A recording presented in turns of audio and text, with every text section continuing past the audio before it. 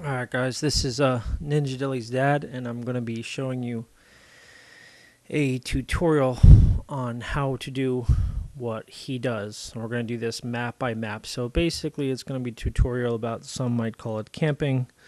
I think that would be an incorrect name for it. I think ambushing would be better. I'll show you why it's not camping and why camping wouldn't work to get you a 30-0 on a free-for-all. So if you'd like to know how to get a 30-0 on a free-for-all, which my son has done several times now, probably about 40 times, I will show you exactly what he does. So we're going to start off with cargo, and I'm going to first show you his classes and how he sets them up. Obviously, you're going to choose whatever you're comfortable with, but at least show you what he does. So first thing he does is he's going to grab an assault rifle for a mid to larger size map. He's been using the AN94 quite a bit. Then you're going to bring an overkill because you're going to need a shotgun for the shorter range stuff. And the attachments he's been using is reflex and foregrip to control some of the erratic shooting that the AN94 does. And he doesn't put any attachments on the S12, not lately at least. Next attachment is Danger Close, because this is a must. You're going to need the 2 bouncing Bettys if you're going to do this way. And with his remaining perks, he chooses Hardline so he can get his score streaks faster. And perk number 2, another must, is Scavenger, because you're going to want to have those bouncing Bettys continually. Some people might want to change Hardline to Ghost, so you're not picked up on your enemy's UAV. My son and myself, we both choose Hardline because we feel it's better to get faster to your things like Sentry Gun and your helicopter and your dogs. So Ghost, we actually sort of want people to know we're there so they get drawn in, and hopefully you're going to kill them instead of them killing you. So we go with Hardline. So there's your 10 things for a map like Cargo. He uses a little bit of a different setup for maps like Hijack, things like that. We'll do those on other tutorials. Alright, so there you go on that. And then score streaks, what he's been using a ton, which has led to a lot of his 30-0s, is to use, let's get this set up here right, to go with Sentry Gun first, because Sentry Gun is awesome in Black Ops 2. They made it so much better than in previous Call of Duty games. Stealth Chopper next, and hopefully you're not going to have some idiot who likes to shoot stuff down and do nothing else but shoot stuff down in the game and never seem to win. And then K9s, which they can't be shot down.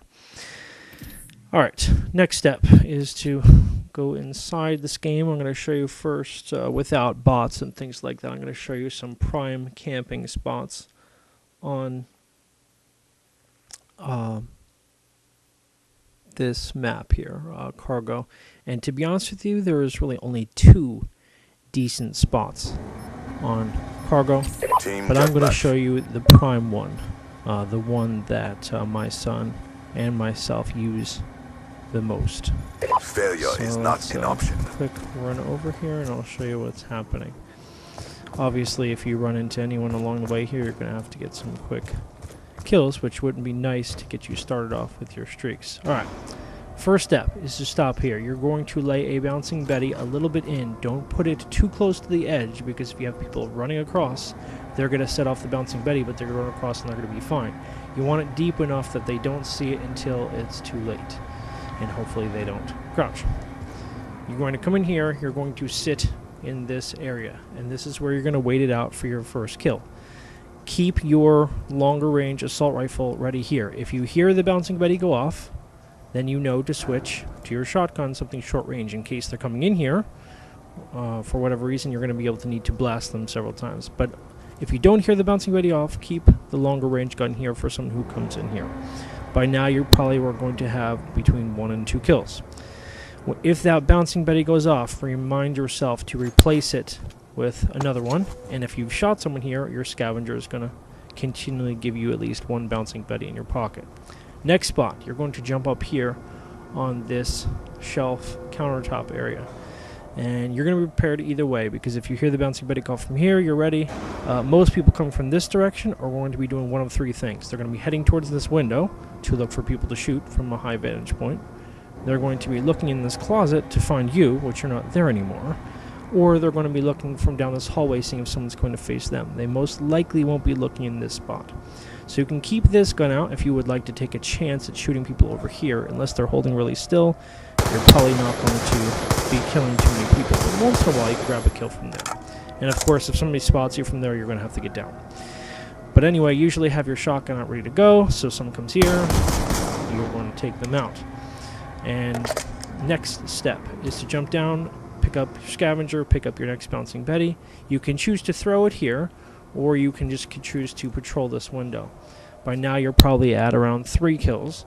You're going to be scoping out this area, and usually my son will stay here for between 1 and 2 kills. Usually in the first kill here he may not bail in the window, he'll stay a little bit longer.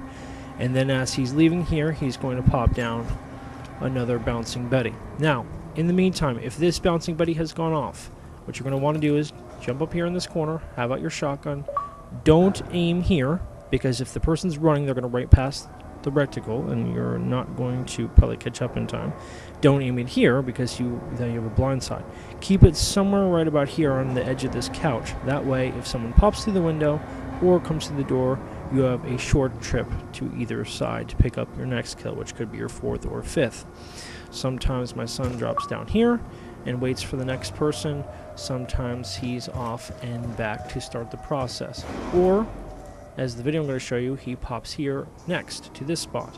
This is where you're going to want to cut out your assault rifle again to pick up the person coming up the stairs here, which they eventually are going to be showing up.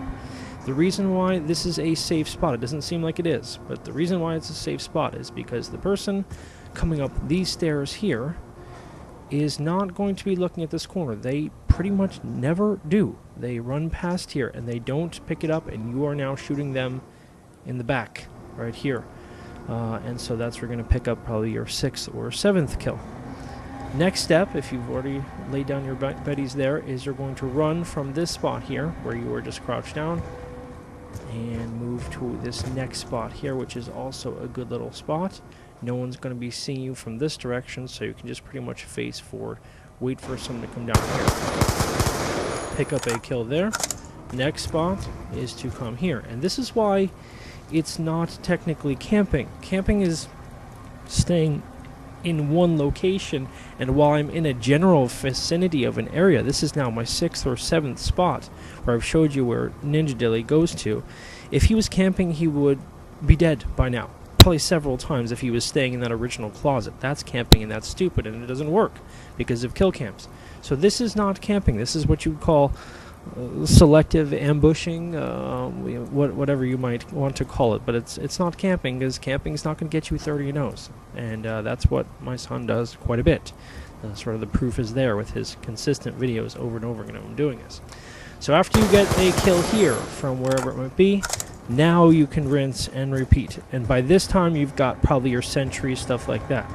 Set up your sentry here, which is an awesome spot because it cleans up this area over here where snipers like to go. It cleans up this area, and if you set it just back a little bit, it should pick up some of this foreground area too, because the angle of the sentry can look down and pick up some of those kills. This is almost always a great spot, and then begin again with your Betties in those locations. Start back and protect your sentry. As your sentry gets you kills and you clean up what's coming to get your sentry, the people coming to get those, then you're going to get your stealth chopper. You'll call that in as you bounce forward back from location to location. Here again, then of course to here again, then of course to here again. And eventually you're going to get dogs, and once you do, sit back, find the best spot you can to protect yourself, let the dogs do the rest of the work, and you're going to have a 30 0 on cargo.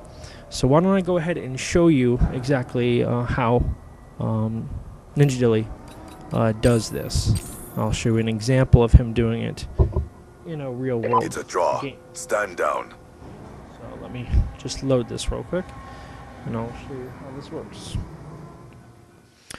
And I'll make sure to fast forward through it so you can just get a quick idea of what he does rather than have to sit through an entire match. I'll just fast forward through it and you'll get the idea very quickly what he's doing here. So this was a free-for-all that he did back on September 7th, free-for-all, where he went 30 0 on cargo.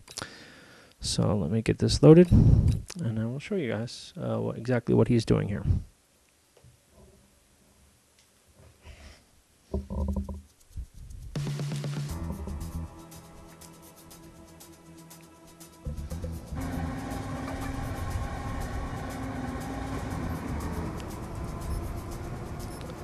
And he got a good location to start the match here, so.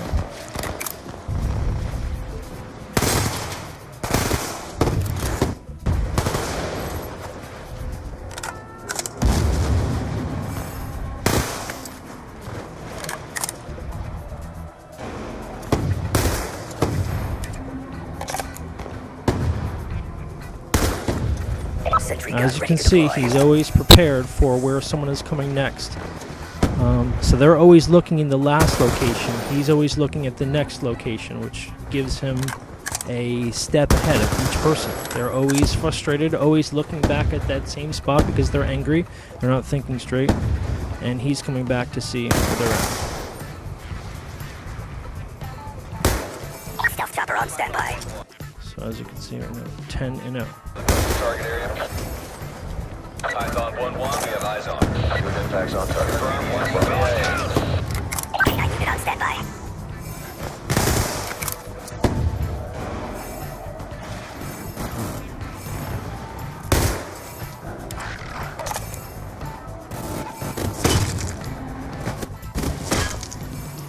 Alright, and that's it. That's pretty much all he does, and as you can see, it wasn't even close. He won by 21 kills. Alright.